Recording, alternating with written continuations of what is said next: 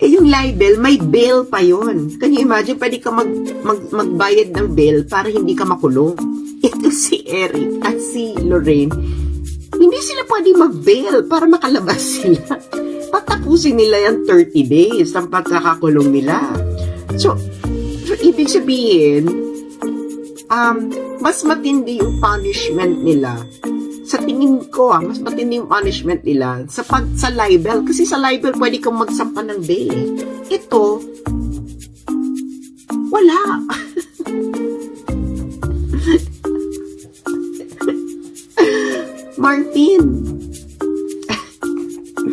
Martin Romualdez.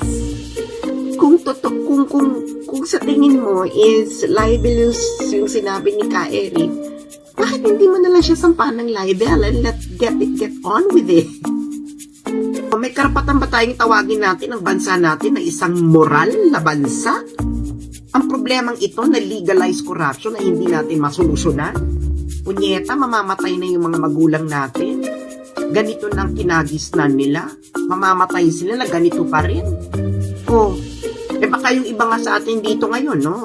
Nakunod, baka bukas wala na rin. Tapos ganito pa rin yung procedure, ganito pa rin yung proseso ninyo. Di ba kayo nahiya dyan? Maya nga kayo, pa-Diyos-Diyos pa yung iba sa inyo dyan. Hi! Magandang gabi po sa inyong lahat. Ito po si Sas Rogando Sasot at ito po ang inyong favorite American Colony Traitor. Ayan. Maganda ang ating pag-uusapan ngayon dahil napaka-interesting ng topic na ito. At sa mga hindi nakakaalam, ito ay tungkol sa napakagandang polisiya ng Kongreso. Ayan, pero bago ang lahat, gusto ko lang po munang batiin ang mga kaka-tune in pa lang.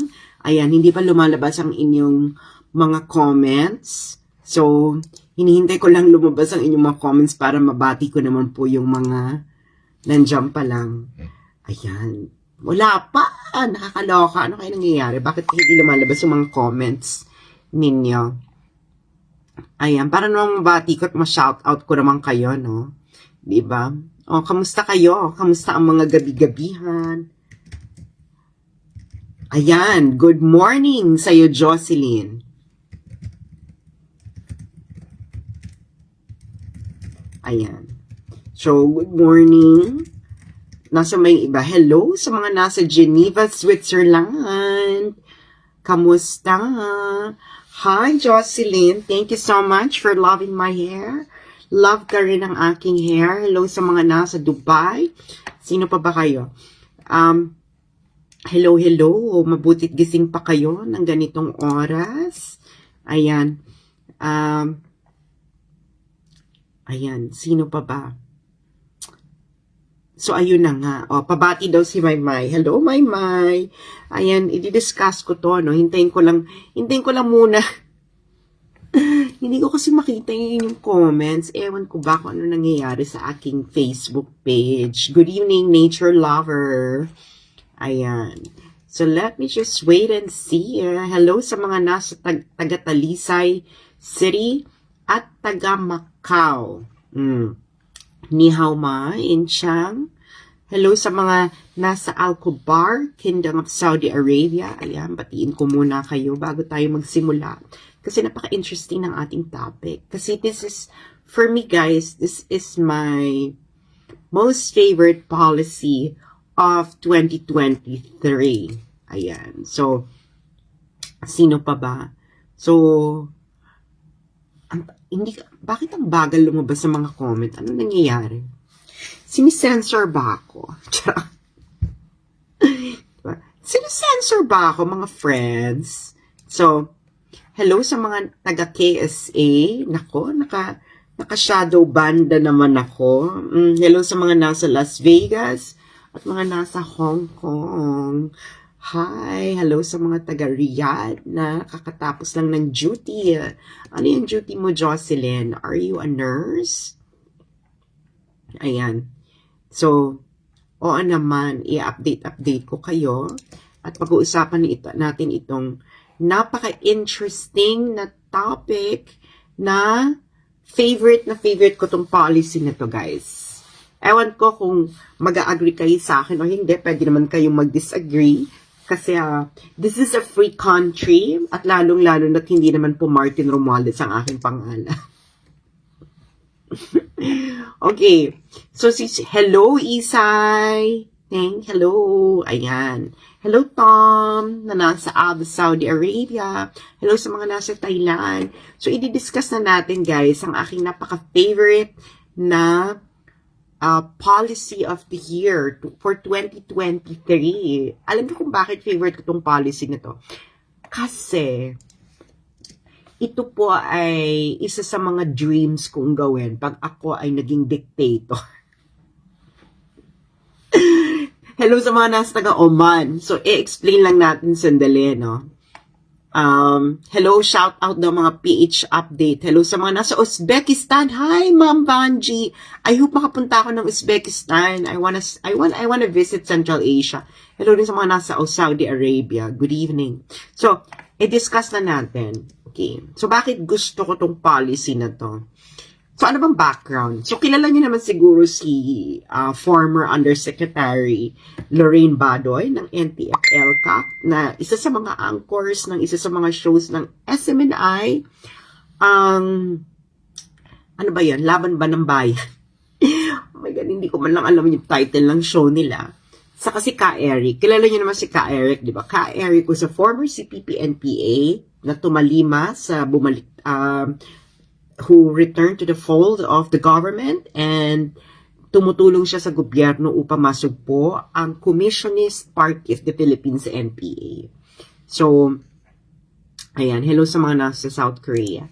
So, recently, meron silang show, sa isang show nila, si Ka Eric, nakatanggap siya ng information habang siya ay nag-aangkor. Tapos yung information na tanggap niya, parang pinapatunong daw kung ito raw si Martin Romualdez, si House Speaker Romualdez, ay gumastos ng 1.8 billion pesos bilang sa kanyang travel expenses for 2020 year.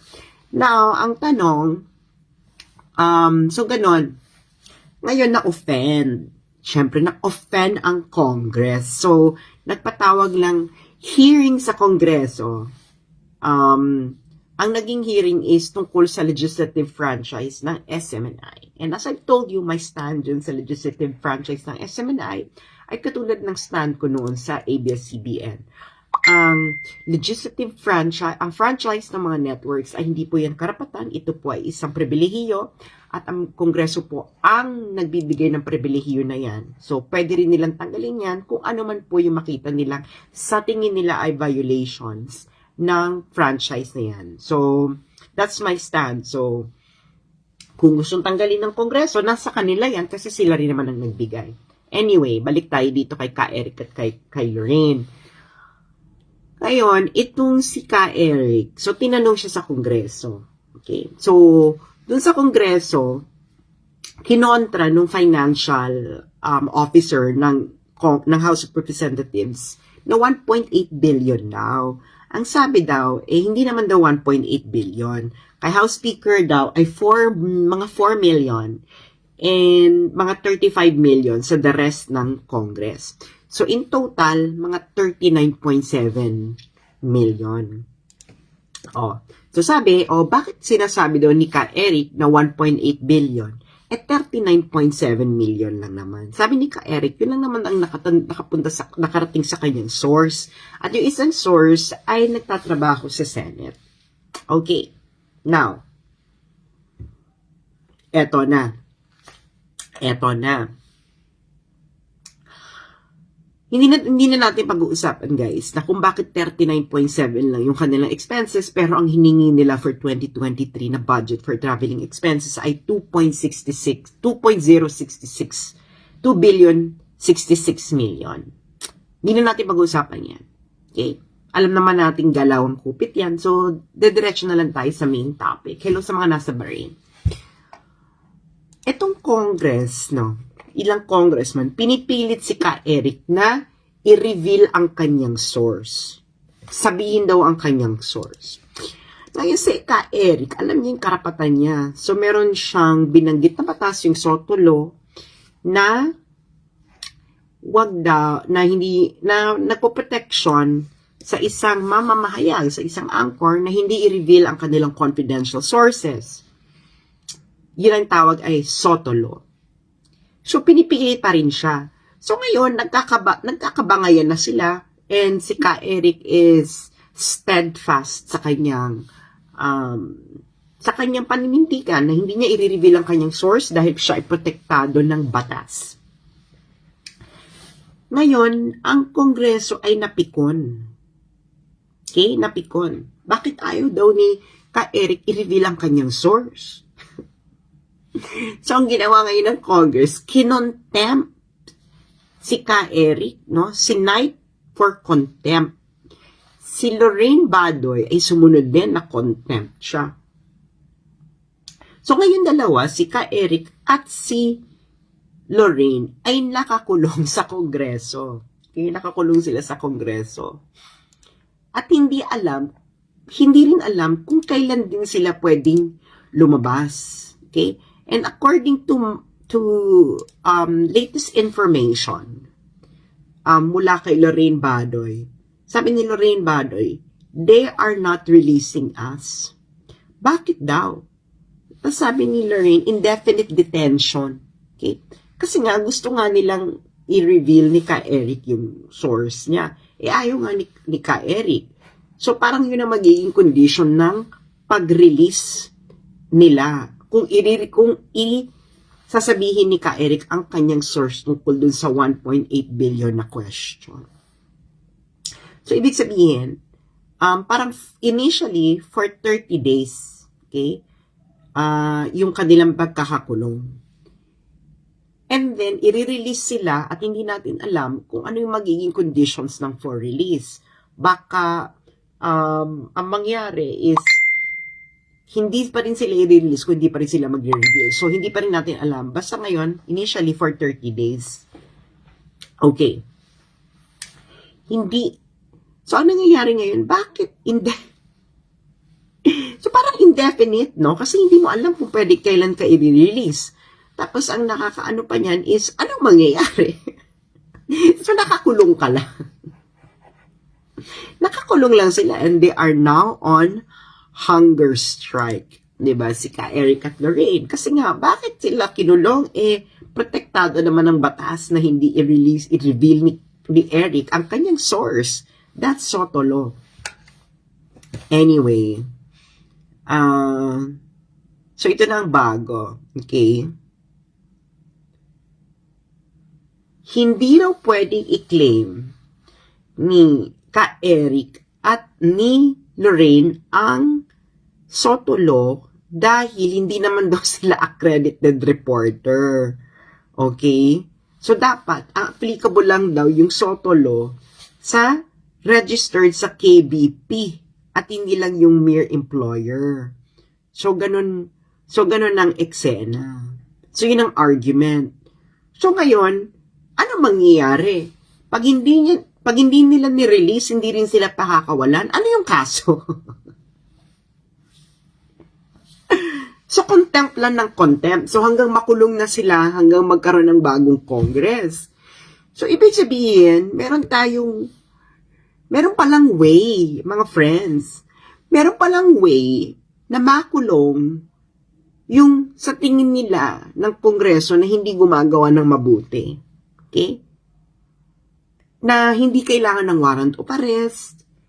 Hindi mo pwedeng i-challenge yung pagkakakulong mo. Okay? Pwede mo siguro i-challenge sa Supreme Court or whatever. Diba? Na parang nakulong ka, wala kang warrant of arrest, nakulong ka. You're detained. Forever ka na dyan kung gugustuhin ng Kongreso. Diba? So ngayon,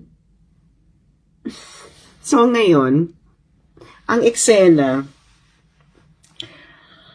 napakaganda ng pulisiya ng Kongresong ito. Dahil na-offend sila, ay nagpakulong sila ng tao. Di ba, na contempt. Anong gagawin mo kung hindi nga i-reveal yung source? Di ba, Di ba, ang dapat na gawin nila ni House Speaker Martin Romualdez is kung talagang sa tingin niya libelous yung sinabi ni Ka Eric, pwede naman siyang magsampan ng libel against Eric, di ba? Or against SMNI. Kasi, if they really believe na it is libelous, meron talagang batas punishing libel. Ang tanong, bakit hindi nilang kasuhan ni House Speaker Romualdez si Eric ng libel? Hindi ba? Yung libel, may bail pa yon. Can you imagine, pwede ka magbayad ng bail para hindi ka makulong. Ito si Eric at si Lorraine, hindi sila pwede mag-bail para makalabas sila. Tatapusin nila yung 30 days ng pagkakakulong nila. So ibig sabihin, mas matindi yung punishment nila. Sa tingin ko, mas matindi yung punishment nila sa libel. Kasi sa libel, pwede kang magsampa ng bail eh. Ito, wala.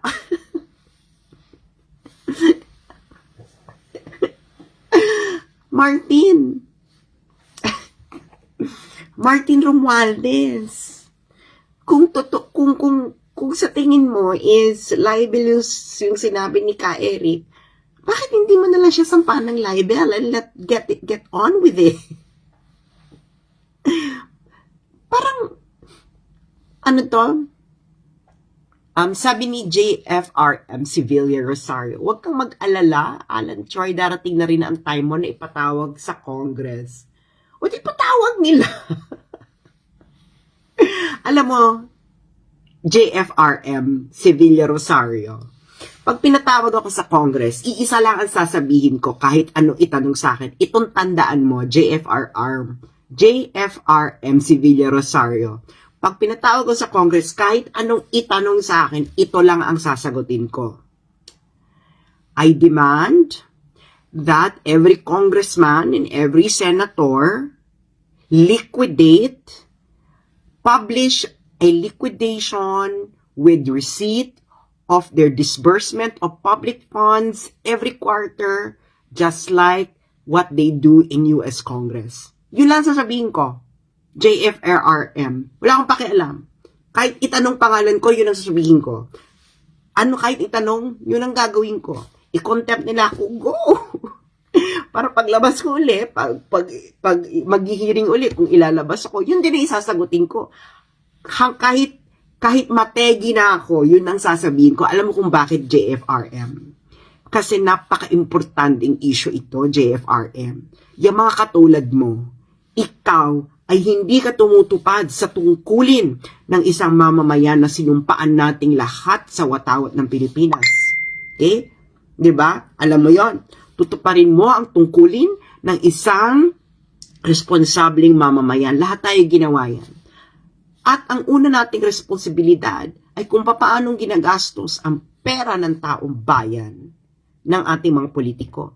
Kaya tama yung pag-uusig kay Sara. Tama yan.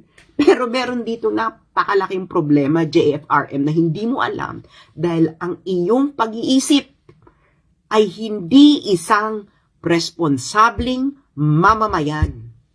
Ang iyong pag-iisip ay isang kaisipan ng isang miyembro ng kulto. Kulto nino. Mamili ka ni Lenin, ni Marcos. Kaya yun ang gagawin ko, JFRM. Wala akong pakialam, di ako natatakot, JFRM. Alam mo, JFRM, at mga katulad mo, hindi nyo kasi ako kilala at mga napagdaanan ko sa buhay ko.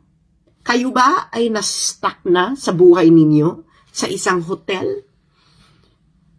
Dahil ang isang grupong may koneksyon sa isang terrorist group ay hinostage ang hotel. Nangyari na yan sa buhay ko. Nangyari na yan sa buhay mo. Baka pag nangyari sa buhay mo yan, JFRM, baka naihi ka na't natai ka ng sabay. So, yun lang ang gagawin ko, JFRM. Makinig ka. Pag pinatawag sa Kongreso, kahit anong issue pa yan, iisa lang ang sasabihin ko. Tandaan mo yan. Iisa lang ang sasabihin ko. on behalf of dead, living, and future generation of Filipinos, I demand on behalf of all of them that every congressman, every senator will publish quarterly a liquidation of their MOOEs up to the last centavo, just like what they do in US Congress. Yun lang ang sasabihin ko. Paulit-ulit, JFRM. Kaya, magpetisyon na kayo na ipatawag ako sa Kongreso. Dahil yun lang ang sasabihin ko. Gusto nyo? Yun lang talaga. At alam ko, makokontempt ako, ikukulong ko, wala akong pakialam. Okay? Wala akong pakialam. Naranasan ko na ang lahat sa buhay ko, JFRM, at mga katulad mong mga basahang supporters ni Marcos. Wala akong pakialam. Naranasan ko na lahat sa buhay ko. I'm done. I'm okay. Kung mawala ako ngayon, hindi na ako magising bukas. That's fine with me. I'm contented already with my life. So, ayun lang. Ipatawag niyo ako. Diba? Patawag niyo ako sa Kongreso. Wala akong pakialam. Pero, yun lang ang sasabihin ko. At wala kayong magagawa kung yun lang sasabihin ko, ano gagawin ninyo? Alam niyo namang torturing niyo ako sa Kongreso para sabihin ko, para sagutin ko yung tanong niyo. Yun lang ang isasagot ko sa kahit anong tanong. Alam mo kung bakit? Dahil yan ang tanong na kailangan ng solusyon ng Pilipinas. Dahil ang problemang ito, alam mo kung ilang taon na JFRM? Ha? Okay. Na ako, problema pa rin to ng bayan. So, can you imagine? Napakasimpleng bagay, hindi masolusyonan ng bansa natin. Hindi masolusyonan. Mas nasolusyonan ko pa yung Mas mahirap yun, ha? Diba? Ano sa tingin nyo mas mahirap? Ipa-convert o mag-liquidate with resibo ng MOOE at i-publish ito katulad ng ginagawa ng US Congress. Ano bang mas mahirap sa dalawa? Kung mas mahirap pala sa mga congressman natin at senator na gawin yung ginagawa sa US Congress na every quarter ay may malinaw na liquidation with resibo ng MOOE. Okay? Billion-billion yan every year. Okay? Kung mas mahirap pala yung mag-liquidate kaysa pala yung mga congressman natin dyan, katulad ni Martin Romualdez. Diba? Diba? Kung mas mahirap pala, diba mga kababayan, anong mas mahirap? I-convert o itong mga senator natin o congressman, i-liquidate with resibo ang kanilang MOOE. Okay? Na malinaw at i-publish ito sa website nila katulad ng US Congress every quarter. Diba? Ano mas mahirap doon? Diba? Diba? Kailangan talaga brutal ang lengguwahe. Punyeta. Ang tagal. Diyos mio, yung mga nabuhay, alam nyo, yung mga magulang natin, katulad ng mga generation natin, can you imagine, buong buhay nila, ganitong ginagawa ng Kongreso, mawawala na lang sila sa mundo. Ganito pa rin ang ginagawa ng Kongreso. Hindi ba kayo nahihiya sa mga buhay ninyo? Di ba? Di ba? Ano mas mahirap? Ipa-convert yung mag-liquidate kayo ng MOOEs every year up to the last centavo na malinaw katulad sa US Congress at ipapublish sa website or magpalagay ng puke.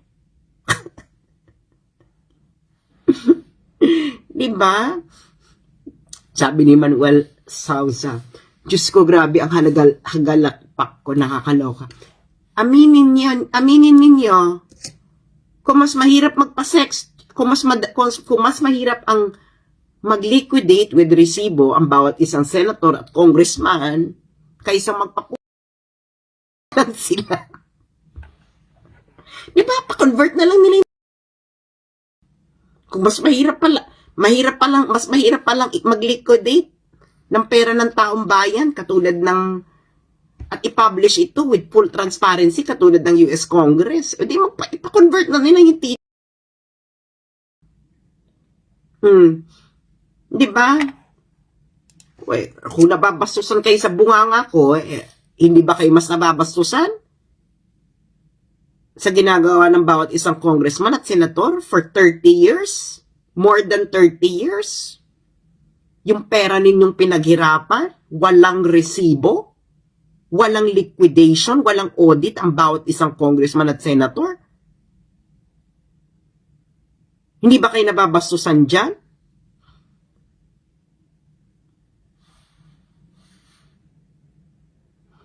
Sige nga, bago kayo matulog, tanungin ninyo mga sarili, anong nangyari sa bansang ito? Na ang bawat isang congressman, bawat isang senator, hindi kailangan ng resibo, ang liquidation ng MOOE nila.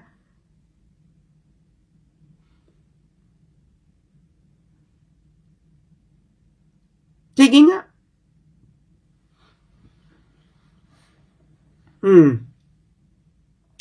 Sabi ni Arlene, kaya salin-salin mag-asawa or mag-ama or mag-ina sa pagtakbo sa Congress dahil dyan sa pera walang resibo. Tama. Oh. Diba? Yun lang. Ipatawag din ako, sinasabi ko sa inyo, kahit anong issue ako ipatawag sa Congress, yun lang at yun lang ang sasabihin ko. At wala kayong magagawa. Diba? Wala kayong magagawa. Di content nyo. Ikulong ninyo. Diba? Yun lang sasabihin ko.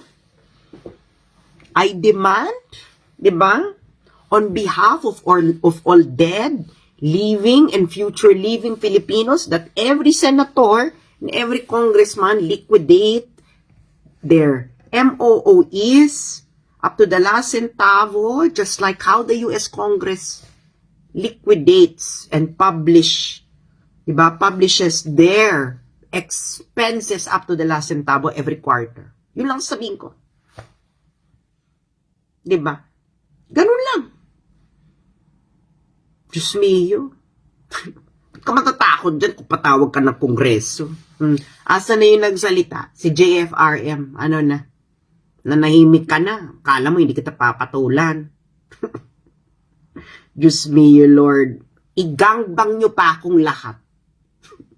Hindi ako natatakot.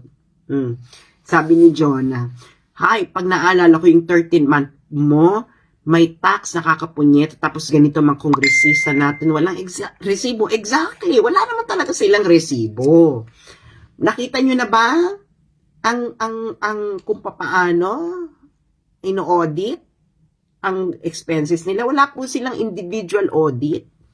Hindi mo alam kung paano ginastos up to the last centavo ng bawat isang senador at congressman ang pera ng taong bayan. At ito ay nangyayari na to more than 30 years na. Hindi pa nasusolusyonan.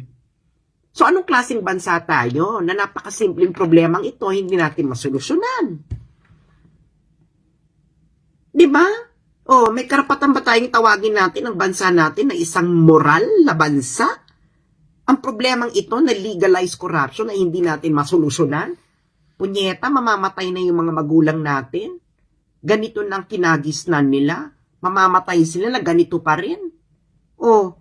Baka yung iba nga sa atin dito ngayon, no? Knock on wood, baka bukas wala na rin. Tapos ganito pa rin yung procedure, ganito pa rin yung proseso ninyo. Di ba kayo nahiya dyan? Maya nga kayo, pa-Diyos-Diyos pa yung iba sa inyo dyan.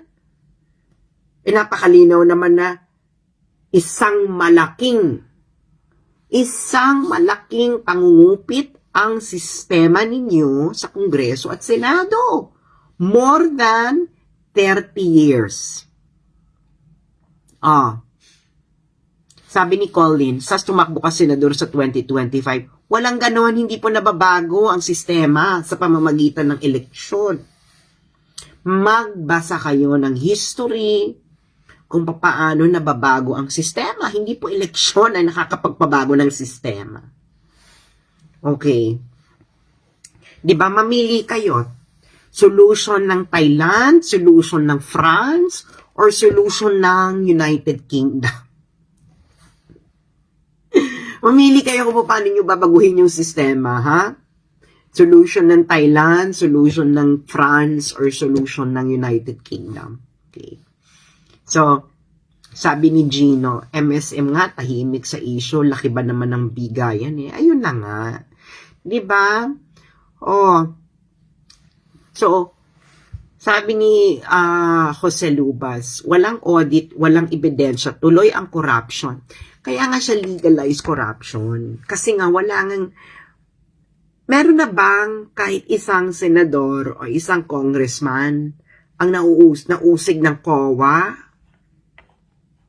Nakita nyo na ba silang ginigrill sa Senado or Kongreso? Ay, punyeta, napakalinis pala ng mga congressman natin. Walang kupit.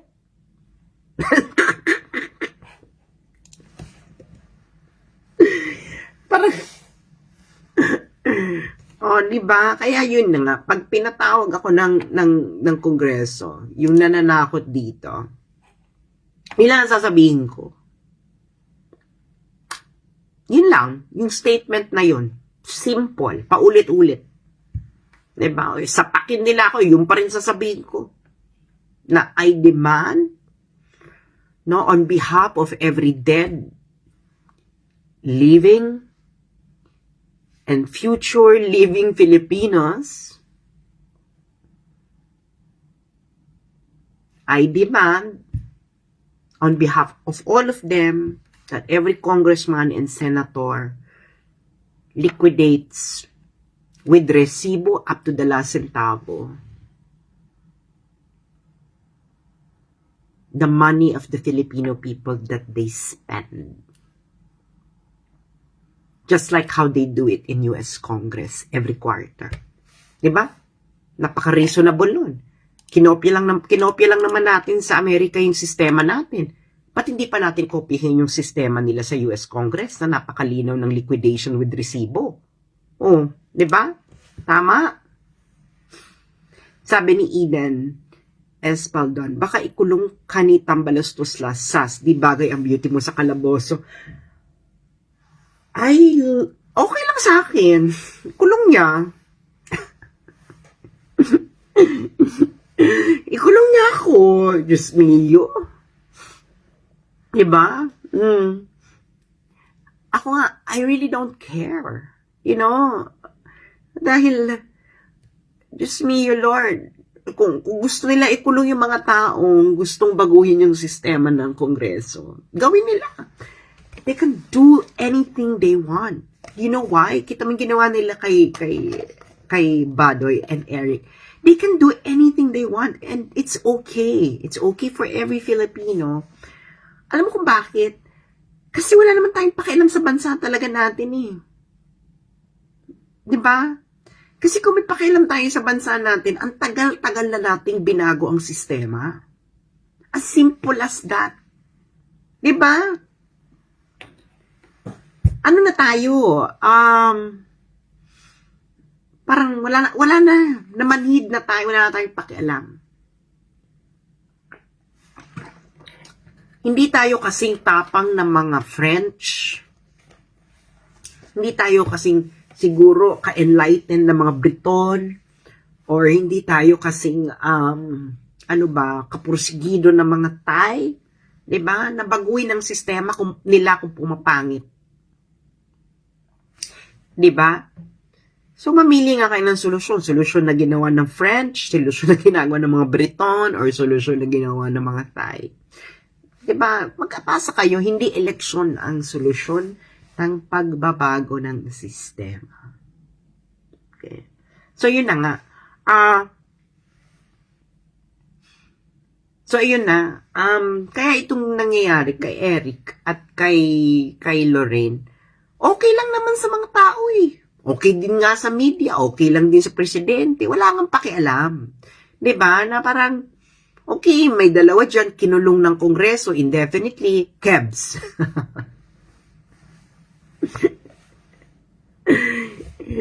Diba? Kebs, diba? O, nasa na yung mga Nasaan yung mga sumisigaw ng mga press freedom, freedom of expression? Wala na nga sila. Diba? Kasi nga, mga ano, wala naman talaga sila, hindi naman nila talaga alam yung prinsipyo na yun eh. Diba? Naniniwala lang sila sa isang prinsipyo, pagpabor sa kanila. Diba? Ako, sinasabi ko sa inyo, pareho ang paninindigan ko dyan sa legislative hearing ng SMNI at sa ABS-CBN. Na ang franchise ay isang pribilehiyo na ibinibigay ng Kongreso at ang pribilehiyo nila na yan ay pwede nilang baguhin o hindi ibigay kung anong sa tingin nila ang tama. At wala na tayong magagawa dun kasi kapangyarihan nila yun. Diba? So yun nung pareho ang stand ko. Diba? Diba? Kaya hindi ako nag-e-effort na ipagtanggol ang SMNI or whatever kasi franchise yan eh. It's a privilege. As simple as that. It's a privilege. Congress can easily remove it if they want to. Pero ang pinaka-issue kasi ko, okay, is napakatagal lang panahon na tinotolerate ng mga Pilipino ang sistema sa Kongreso na walang liquidation with resibo ang pera ng taong bayan. Di ba? Wala silang individual audit. Kung walang individual audit, paano mo papatunayan na wala kang individual kupit? Di ba? Kung walang individual resibo, paano mo masasabi na hindi mo nilagay sa kakadiyero? Napakasimple eh. Di ba? O yung mga nagtatrabaho dito, yung mga amo ninyo, pag binigyan kayo ng pera, may bibilin kayo, okay lang ba na sabihin ninyo na walang resibo, certification lang? Pwede ba yun? Pwede ba yun sa trabaho ninyo? Kayo mga ordinaryong manggagawa? Di ba? So, ayun lang naman. Kaya, yun ang pinaka-issue eh. Kaya nga ako gusto ko nang matapos ang legislative hearing franchise. Tanggalin nyo na ng franchise ang SMNI para makabalik na tayo sa totoong issue ng bayan. Diba? Na hindi kayo nagli-liquidate with resibo, hindi malinaw sa taong bayan kung magkaano kung saan ginagastos up to the last centavo ang pera nila. Ang US Congress, ang sistema ng US Congress ang dapat gayahin ninyo. Diba? Kasi kinopy lang naman natin yung sistema nila eh. Ba't hindi pa natin kopyahin yung magandang kaugalian ng US Congress na pinapublish every quarter sa kanilang website ang napakadetalyadong liquidation kung paano ginagastos ang tax, ang pera ng mga Amerikano. Ba't ayaw nyo gayahin yan? Diba? Mahirap ba yun? Mahirap bang gayahin yun? Diba? Mali ba yung ginagawa sa US Congress na every quarter nagpa-publish? Diba? So, ayun lang. Babalik tayo dun sa topic na yun. Diba? Kaya nga tapusin na yung tanggalin nyo na ng franchise kung tatanggalin nyo. Para makabalik na tayo sa issue ng MOOE ninyo. Diba? So, yun lang po. Maraming salamat mga friends. At matutulog na ako. 12:00 na ng gabi. At, wag po tayong matakot. Okay? Wag po tayong matakot na mag-demand sa mga taong gumagastos ng pera ng taong bayan ng liquidation with resibo. Ilan sila dyan? 315? 24 senators? Payag kayo nun? Walang liquidation with resibo ang kanilang MOOEs? Tama ba yan? Yan ba ang gusto nyong ituro sa inyong mga anak? Pwede pala yan. So, pag-isipan nyo to sa inyong mga kainuman, kasama sa bahay, kaibigan, katrabaho. Dahil mahigit 3 dekada na ang problemang ito. Nakakahiya ang bansa natin pag hindi natin to na-resolve. Maraming salamat po.